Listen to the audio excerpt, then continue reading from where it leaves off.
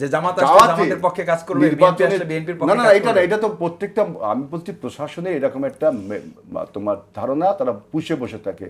এখন তারা অনিশ্চয়তার মধ্যে আছে, আসলে কি হবে। আমার প্রশ্ন তুমি শেষ করতে দাও। এরপরে বর্তমান যে এন্টারিম গভর্নমেন্ট, তিনিও কিন্তু ওই যে ডিভাইড অ্যান্ড রুলের মধ্যে পড়ে গেছে আমার মনে হয়, তার ক্ষমতাকে রিটেইন করার জন্য।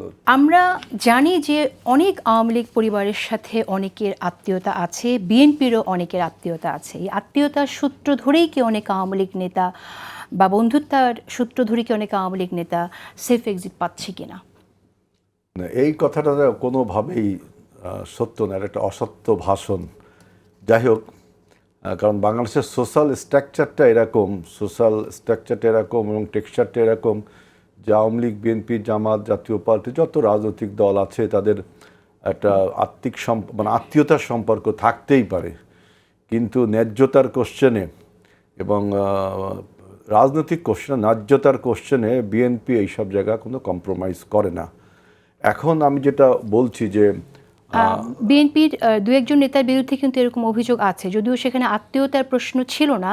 আমরা জানি যে যশোর ক্যান্টনমেন্টে ওবায়দুল কাদের ছিলেন এবং তাকে সেফ এক্সিট দিয়েছে যুবদলের একজন নেতা।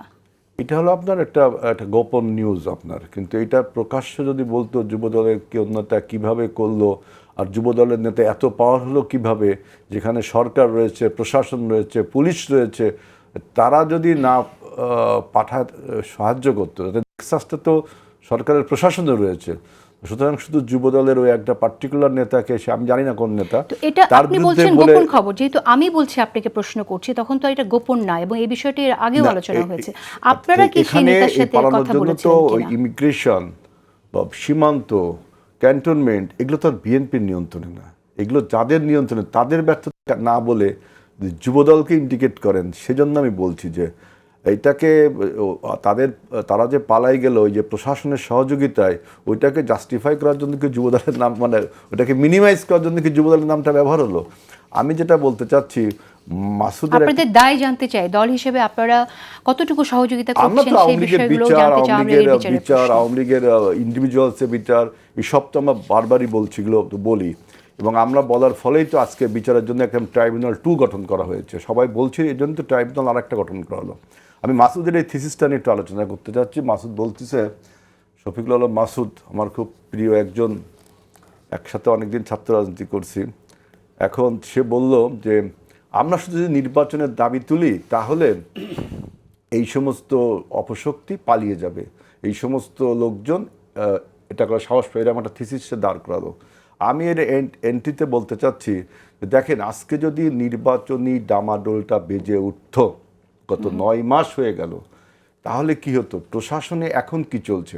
প্রশাসনে এখন একটা শৈথিল্য, একটা অলসতা, একটা মনে করেন উদাসীনতা চলছে যে কে ক্ষমতায় আসবে। আমাদের প্রশাসন তো কিন্তু এইরকম দালালি করার জন্য বা আপনার সরকারকে তোয়াজ করার জন্য আমাদের প্রশাসনের একটা ক্যারেক্টার কিন্তু আছে, এটা অস্বীকার করার জন্যে। এরাও বসে আছে আসলে ক্ষমতায় কে আসবে, কে নির্বাচনে জিতবে, তারপরে সে প্রকৃত অ্যাক্টিভ ভূমিকা পালন করবে। এখন কিন্তু প্রশাসন আমি দেখলাম উদাসীনতা আছে, আলস্য আছে এবং মতলববাজি আছে। নির্বাচনী ডামাডোলটা বাজলে প্রশাসন কিন্তু সে তখন একটা প্রকৃত ভূমিকা নিতে পারত, বুঝছেন? আপনি নির্বাচন থেকে যখন ডাইভার্ট করছেন, একটা রাষ্ট্রের কর্মচারী হিসেবে কি তার দায়িত্ব অন্য একটা আলোচনা ভিত্তি করে দায়িত্ব পালন করবেন? এটা কি একজন এসপি বা একজন ডিসির দায়িত্ব কি এটা হবে? তুমি আমার ক্রিটিকটা করবে, সরকারের শেল্টার নিয়ে তারপর সে কাজ করবে। যে এখন আমরা প্রশাসনে দেখছি তো যৌক্তিক কি অযৌক্তিক, এটা তো না, এটা সেকেন্ড আলোচনা হবে। এটা কি আপনি চয়েস করা হচ্ছে যে নির্বাচনের যে জামাত আসলে জামাতের পক্ষে কাজ করবে, বিএনপি আসলে বিএনপির পক্ষে কাজ করবে। না, এটা তো প্রত্যেকটা, আমি বলছি প্রশাসনে এরকম একটা তোমার ধারণা, তারা পুষে বসে থাকে। এখন তারা অনিশ্চয়তার মধ্যে আছে, আসলে কি হবে। আমার প্রশ্ন তুমি শেষ করতে দাও। এরপরে বর্তমান যে এন্টারিম গভর্নমেন্ট, তিনিও কিন্তু ওই যে ডিভাইড অ্যান্ড রুলের মধ্যে পড়ে গেছে আমার মনে হয়, তার ক্ষমতাকে রিটেইন করার জন্য ফর লং টাইম।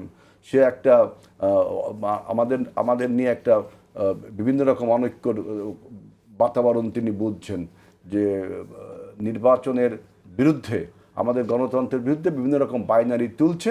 এটা প্রশাসন কিন্তু এটা টিভি লক্ষ্য করছে, আচ্ছা। লক্ষ্য করবার। সুতরাং আমার বলছি যে মাসুদের এই থিসিসটা এন্ট্রিতে আমি যে বলছি যে নির্বাচনের যদি মৌসুম শুরু হতো বা ডামাডোলটা শুরু হতো, তাহলে প্রশাসন কিন্তু ঠিকমতো বসতো যে একটা সুষ্ঠু এবং গ্রহণযোগ্য নির্বাচনের জন্য আমরা কিন্তু সংস্কারের কথাও বলেছি, সেই সব সংস্কার করলে।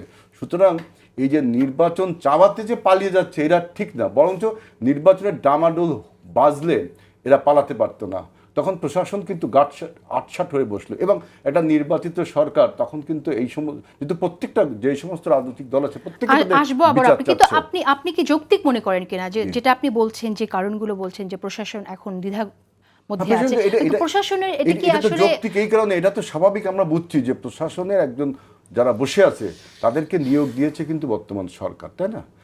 তারা যেহেতু আপনার দায়িত্ব পালন করছে না, সুতরাং এবং দায়িত্ব পালন যে করবে না তার পিছনে যে আমার ফিলসফিটা সেটা হলো যে যেহেতু প্রশাসন জানে না আসলে সরকারটা কে পরিচালনা করবে ফাইনালি, আমাদের প্রশাসনে কিন্তু এই দোষটা রয়েছে। কে পরিচালনা করছে সেটা তো জানে, কিন্তু এটা তো অস্থায়ী সরকার, এটা তো একটা অস্থায়ী সরকার, সুতরাং তাকে ওয়েট করতে হচ্ছে। আমি এইটা বলছি প্রশাসন এই জন্য একটা উদাসীনতা, একটা মতলববাজি আছে, বুঝতে পেরেছি। সুতরাং নির্বাচনের দামাডোলটা বাজলে আপনার এই শৈথিল্যটা, এই মতলববাজিটা থেকে সরে আসতে তারা বাধ্য। এটা হলো আমার একটা থিসিস